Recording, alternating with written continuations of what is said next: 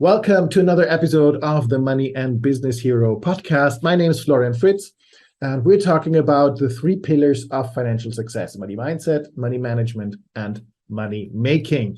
And for that, I have a very special guest again today, Chris Odegard. He's an alternative investment author, blogger, educator, and speaker at theprolificinvestor.net. He wrote the book, Get Off Your Ass and Manage Your Money, Why You Need Alternative Investments. I'm very much looking forward to talking about that. And through Chris' teachings, he exposes the conventional investing wisdom for what it is, which is seriously flawed. So very much looking forward to hearing more about that. Welcome to the show, Chris. Thanks, Florian. Thanks for having me on. I really appreciate it. Yeah, great to have you here. Lots of topics I love to talk about. Yeah. Very valuable for our listeners, I think. So, but let's start with, how did you get where you are now?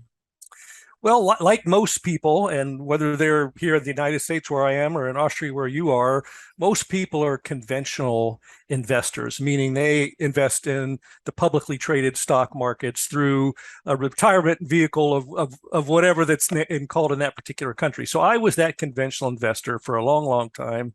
And then I had kind of a financial setback in my mid 40s. In my case, it was a divorce, and I lost 55% of my assets and thousands of dollars a month in cash flow. And coincidentally, around that time, a friend of mine said, "Hey, Chris, you should read this book." And I promptly bought the book and probably didn't read it in a timely manner, but I did eventually pick it up and read it. And it was Robert Kiyosaki's Rich Dad, Poor Dad.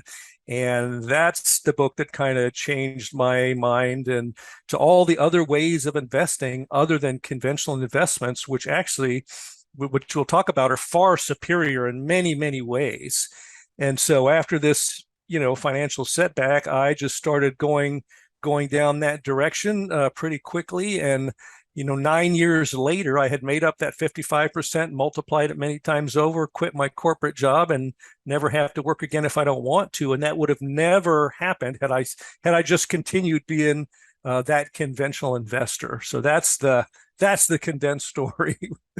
Awesome. Well, that was a short version. Thank you. And I absolutely recommend the book by Robert Kiyosaki, Rich Dad, Poor Dad. I have studied a lot myself with him and his books. Right. So yeah, if you've never read that, go get the book. And the cash flow quadrant right behind it. Get that one as well. Yes, absolutely. And yeah, cash flow quadrant. Very good. So what is actually, let's go into that. What you talked about, the conventional wisdom, conventional investing. Let's give more details about that. What is it?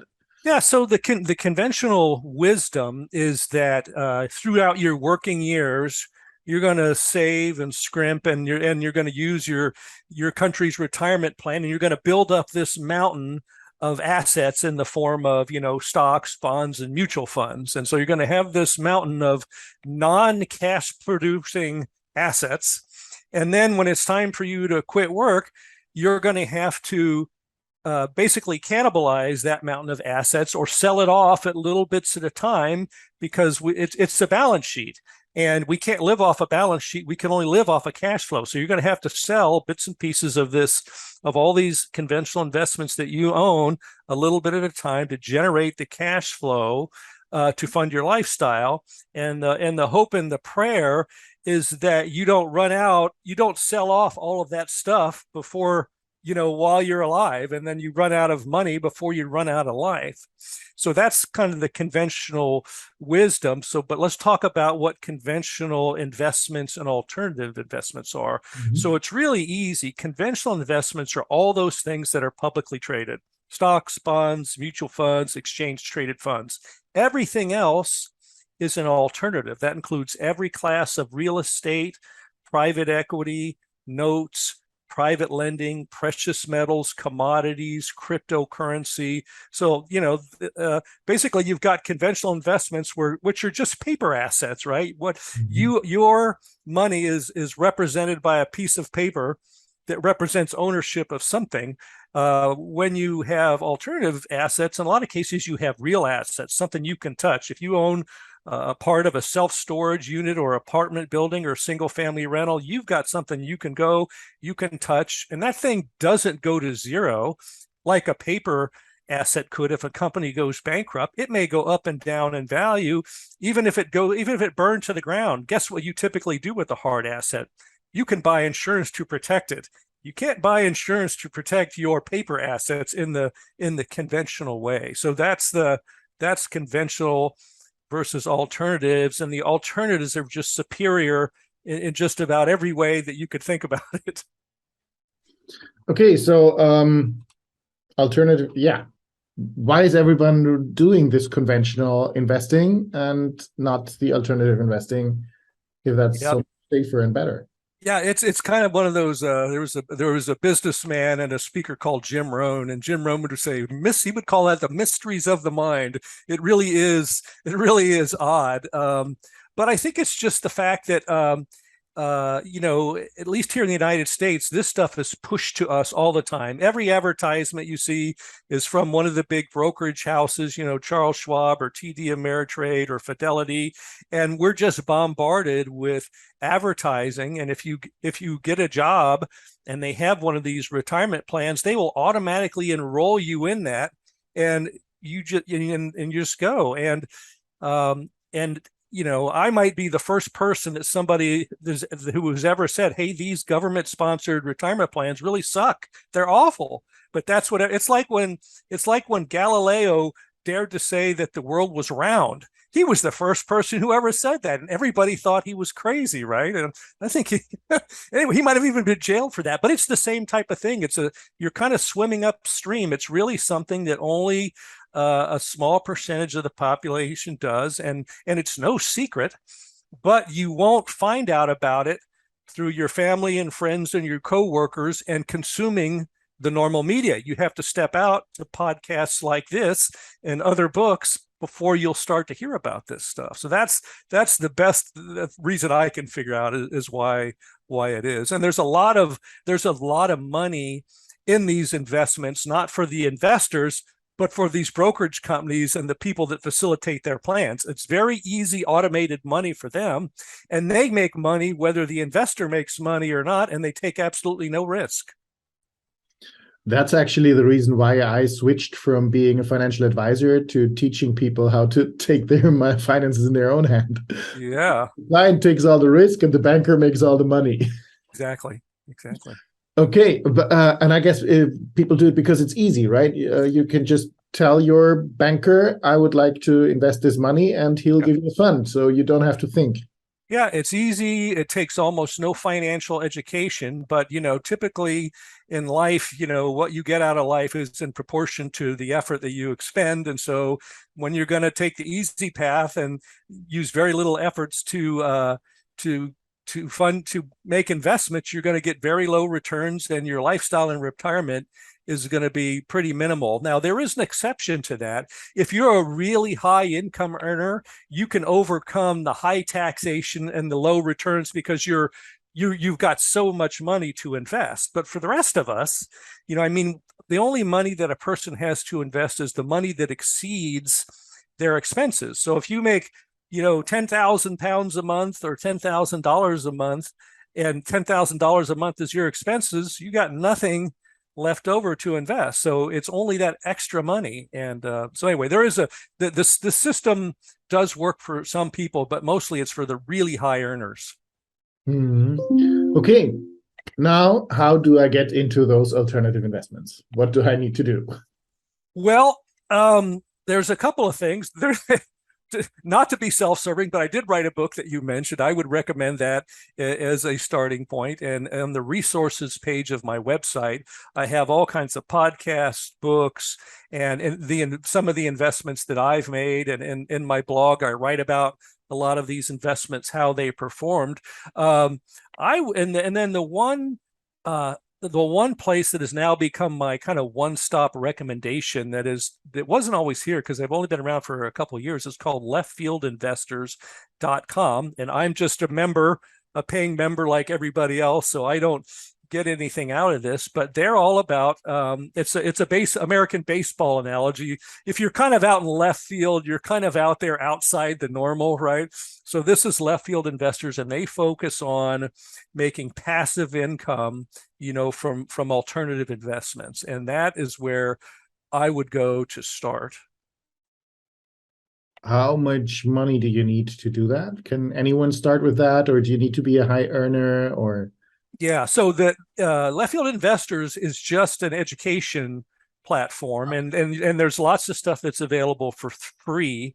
And then if you want to join what they call their infielders group, which I think costs about $20 a month, so not very much, that gets you access to really the most important part of that, which is the forum, where, if you go in there and say, I heard about this syndicator that is putting these type of deals together, and lo and behold, there's a topic and you can find out and ask questions about what people's experience have been with that particular deal organizer. And that's really valuable, because you're not going to be able to ask your friends and neighbors what they think about this people that's putting together this self-storage unit, and wherever, because they're just conventional investors. So that's the real value in there, to get connected with other people. Of course, there's tons of education. I was just on a lunchtime webinar before we got on about RV parks here, recreational vehicle parks here in the United States. So the landscape is always changing. And in terms of money, I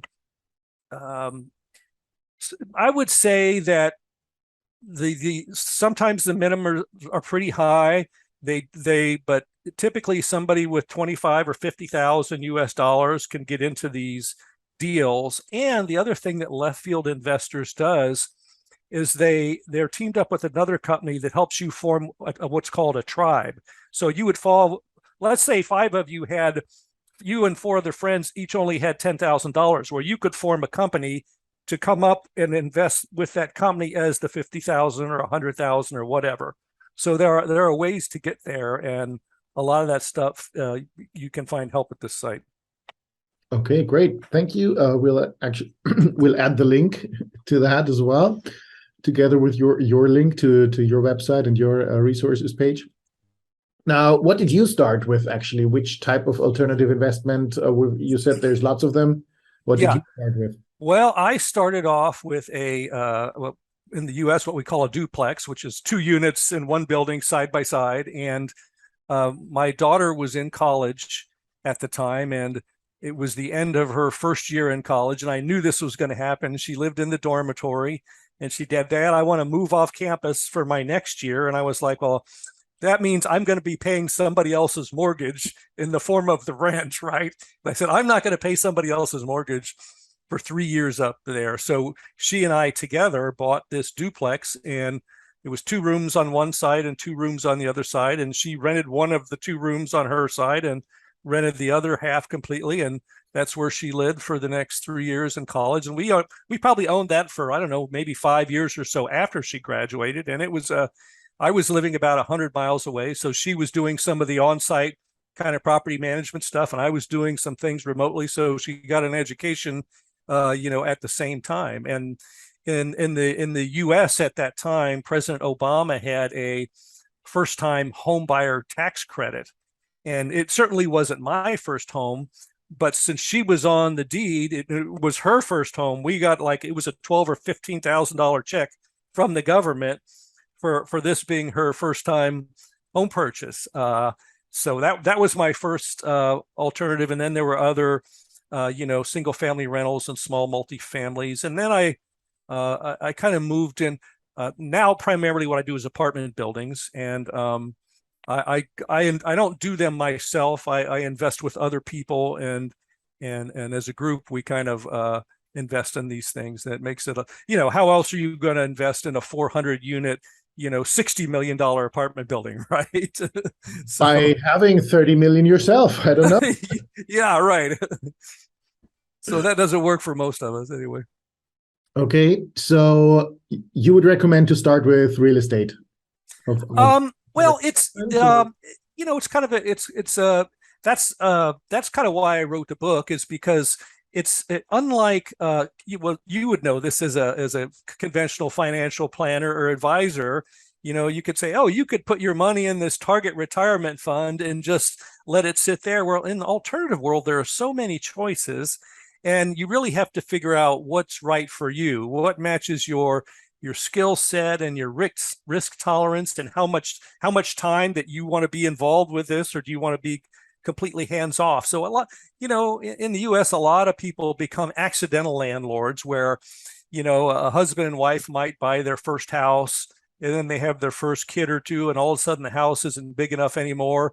And they have two options, and they sell that house or buy the bigger one, or they keep that house as a rental and they buy another one. So sometimes people become just kind of accidental landlords, and that's how they get started. So it's a very common asset here, and but it's an individual thing. Okay, so what other alternative investments have you tried, or can you recommend, or what other options do people have?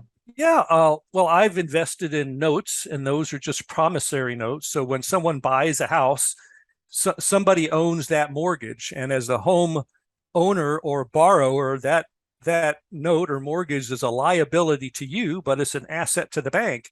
And the bank, sometimes banks will sell those mortgages off to other people, and sometimes I would buy them. And so now, instead of the bank getting, the $1,000 a month principal and interest payment for the next 30 years, they come to me, and I can keep that note or I can sell it. So that was one thing. I've also invested in self-storage. We have a lot of that in the United States. People have too much stuff and they can't fit it in their house, so they buy the storage unit. And apartment buildings. And one of the more interesting ones that just raises a lot of eyebrows is I own ATM machines all over the country.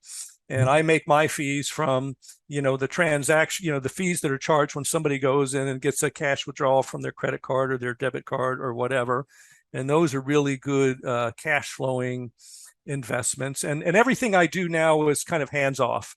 All the management of these assets and everything is done by somebody else. I'm just the guy that provides the money.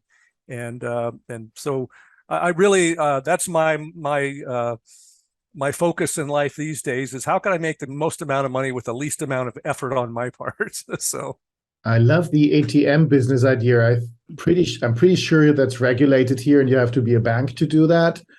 But I love the idea. I have to find out. I have to do some research on that. Well, and the other thing too is, a lot of these. So when I use the term syndicator, that's just whoever is putting together the deal. There's this 200 unit apartment building, and that's the person that knows how to buy this and how to operate it. And then they come to people like me and say, hey, we've got room for 200 people to put in various amounts of money, and then we split. Then it's a profit share. They get a certain amount of the profits, and I get. But those type of deals that are available and based here in the U.S. are not limited to U.S. investors. So for people from other countries, and there's, I don't know all the rules, but yeah. So maybe ATMs aren't, you can't do that where you are, but there's a possibility you could invest in them here. Yeah, interesting. If for people who are in countries where it's more difficult or have smaller amounts, do you have an investment group or a group where you put people together in deals for that? For things like that? Yeah, I don't. I'm strictly an education platform. Because I don't trade time for money anymore. So anything that sounds kind of like a job, that's not what I want to do anymore. I want my schedule to be free. But no, left field investors, I mean, all those, there's a whole list of syndicators there. Okay. And it's just a question, and that would be a place where you could ask questions. Hey, how many of these things does anybody know are open to foreign investors? But yeah, I mean, there are people I know that in some of these kind of mastermind groups, if you will, that I belong to, there are people from outside the country that are members and are investing here. Sure. It doesn't matter where I invest it. It doesn't have to be my country. Yeah. The returns the cash flow can come from the US or from whatever other country as well is fine, right? Yeah, exactly. And just kind of, this applies to me, kind of domestically, but in the real estate world, a lot of people think, well, if I'm going to buy let's say I live in San Francisco, which is a very high price market, doesn't cash flow very well. A lot of people think, well, if I'm going to own a property, I need to own it here so I can drive by it every week and see what's going on. I'm the guy who says, I don't care where I live. I want to invest in the real estate market that is the best for whatever I'm doing. Is it single family rentals? Is it cash flow or appreciation? And most of the things that I'm involved in, I've never seen or touched. Oh, that's another important thing. It doesn't have to be your neighborhood. It doesn't. Yeah. It can be wherever it works. Yeah. And, my whole philosophy is I'm looking, if I want to invest in ATM machines, who is the guy or the company out there that is the best at owning and operating ATM machines? And I will go partner with them, or change the asset to self-storage or apartment buildings. I'm not a specialist in running these businesses. I'm just consider myself at least pretty good at finding the people that are best at doing that and then partnering with them. And those guys don't have the money to do all these deals themselves either. They need us and we need them. Okay, so you don't need to be a specialist on everything yourself. You can actually find the people who are specialists and put some money in. Yes. Or if you don't have money, you can become one of those specialists and find people with money. Yes. But that's the part where you have to put in time for your money, right? Yeah, right. Yes, exactly. It's a job. That's a big job, and when you're responsible. Well, you would know this as a financial planner. When you're responsible for, you're not really responsible for that case, but in this case, you're kind of responsible for the operation of this business and investors' money, and that's a huge responsibility. It is, but that's somehow you could start in getting into investment if you have zero money, right? You could. Or are there any other ways I can start investing if I don't have any money yet?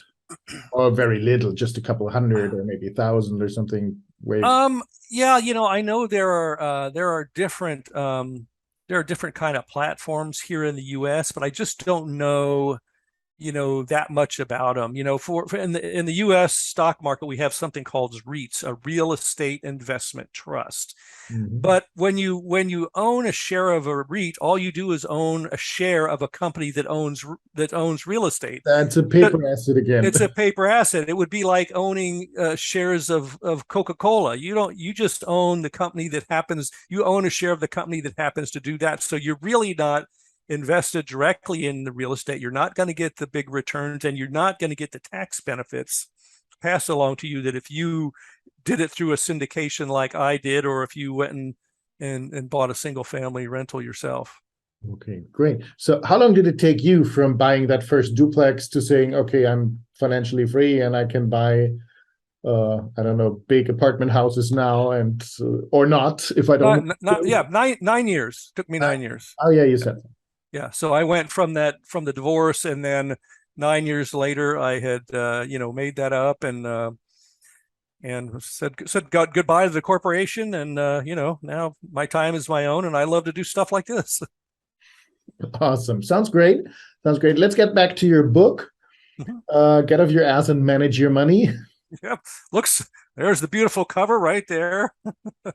Great, thank you. And manage your money means invest your money, or is there anything else to that? Yeah, well, it means taking control instead of handing your money over to an investment advisor. You're taking the reins. And so after I went down this path, and like I said, 9 years from this financial problem to financial freedom, I thought, wow, my path was not very straight and efficient. I could write a book that could help somebody navigate this better. So the first thing you have to, kind of like what we're talking about, what's the conventional wisdom? What are conventional investments and alternatives? And why are alternatives better? And in the book and on the website, I have something called the hierarchy of investors, which is a pyramid. And I take conventional investments and alternatives, and I compare them across 13 categories. And I actually use the ATM machine investment and the numbers as the actual, one of the assets to compare them, as well as just generally. And alternatives are better in like 11 out of the 13 categories. So at the end of the book, as you get toward the end, the objective is, the reader should be going, duh, why would I keep doing this over here when I could be doing this over here? And then I have laid out kind of a plan, and there's a checklist of how you could go from where you are as a conventional investment to an alternative investor. And a lot of it's about education, because you're just going to have to get smarter and learn more. And some people might look at that as a disadvantage. And I go, anytime I get smarter and learn something new, that's good, isn't it? That's better, right? And then hopefully, if I've done my homework right, by the time they start reading some of the books and listening to the podcasts and joining groups like Left Fielders and maybe finding a local group that they can attend, when they go through all this at the end, they'll go, oh, wow, I've looked at all these different alternatives. And you know what? I think I just like the good old single family rental, or, maybe I like commodities or private lending, but there's just so many different ways to go that it's kind of a journey of self-discovery. And there's no real shortcut other than doing the work. And there'll probably be some trial and error, but I'm trying to take out a little bit of the trial and error, Awesome. Great. So lots of help in that book on making the way more efficient, right? Exactly. Well, yeah, that's the objective. Awesome. Great. So it's a short read. It's 120 pages. There's color pictures and graphs. So this is a book you could read in 2 hours. And people can get it on Amazon or on your website or both? Well, if you go to my website, the book is right there. That'll take you directly to the Amazon link. Or if you type my name in Amazon, Chris Odegard, it'll come to the top pretty quick. Okay, great. So let me get to the money hero questions. Okay. How important is money for you, Chris? Well, I think money is very important, not for the sake of money, but for this money's, it allows you to do things. If you think about all the problems that people have in life, money being just one of them. But what if you could take the money problem off the table? I think everything else would be a lot easier if that wasn't one of them. Think about how much easier the pandemic would have been if people didn't have money problems, right? Okay, I can stay at home and I can, find other things to do. And I don't have to worry about how to pay my bills. That would have been a huge load. So I think money's very important. Like I said, not for the sake of it, but it gives you choices and freedom. Beautiful. Choices and freedom, isn't that what we want? Mm-hmm. Great. Thank you. What's your personal purpose for money? My personal purpose for money is, well, I think it's number one, I happen to have a hobby. I really enjoy finding the new investment and changing as the economy and the world changes. And so I actually enjoy it. And but the purpose is just that, so that my schedule is free, and I've got an interesting sports car and a couple of motorcycles, and I love, we got a big country here, and you could drive for weeks and weeks and weeks and never get to the other side. And I like the ability to just hop in one of these vehicles and go on a road trip and not know exactly where I'm going or when I'm going to come back, and it doesn't matter. Awesome. Beautiful. One more question is, what's your best wealth building tip for our listeners? The best wealth building tip. I'm trying to think, is there anything that I haven't said that you really have to take charge, and that requires getting educated. And you really, we all become what we think about. And so somewhere, I heard somebody say one time, you got to have 3 hobbies: one that makes you money, one that keeps you physically fit, and one that exercises your creativity. And you have to make money one of those important things in your life. So you got to start putting new stuff into your brain, like the book or like Left Field Investors. And that just has to be, if you want to get to that financial freedom place at earlier or at all, you're going to have to make money a focus. And that changes, you're going to have to change the way you think about money and where you're getting your information. Awesome. Thank you. So make money a focus and get educated about it. I think I love that one. Thank you so much, Chris. Anything you want to add before we close this for today? Yeah, I guess the only thing I would add is, that we live in this is like the greatest time to be alive. And free information is everywhere. So if you wanted to learn something new, whether it's about money or anything else, boy, you have no excuse in this environment. We've got YouTube, we've got Google. I'm doing nothing but giving away free information to try and help people. So there's really no excuse for in this day and age to not be able to take on a new skill and make money be one of those things. Beautiful. Thank you so much for coming, Chris. We'll share the link to your website. If people want to contact you, is that where they find you, or is there any other thing they should? That's the Bay. That's the one-stop shop for everything. Everything about me, every contact, every social media outlet, everything is at theprolificinvestor.net. So that's the best place. And hey, really, really appreciate you having me on the show. It's been an honor. Great. Thank you so much for coming, and thank you for listening, and see you on the next episode. Bye-bye. Thank you for listening to the Money and Business Hero podcast. I hope you enjoyed this episode and you get some value from it. Please take a moment to leave a rating, or even better, a review. That helps awesome people like you to find the show and me to produce more and even better episodes. And don't forget to subscribe. I even have an amazing gift for you if you leave a great review. I'll be running a 2-day Money Hero Bootcamp where we will work on those 3 pillars of financial success, so you will be able to rewrite your financial story for even greater success. The price for those 2 days is $197, and I will invite you as my guest. You can join the program for free if you leave a good review for this awesome new podcast.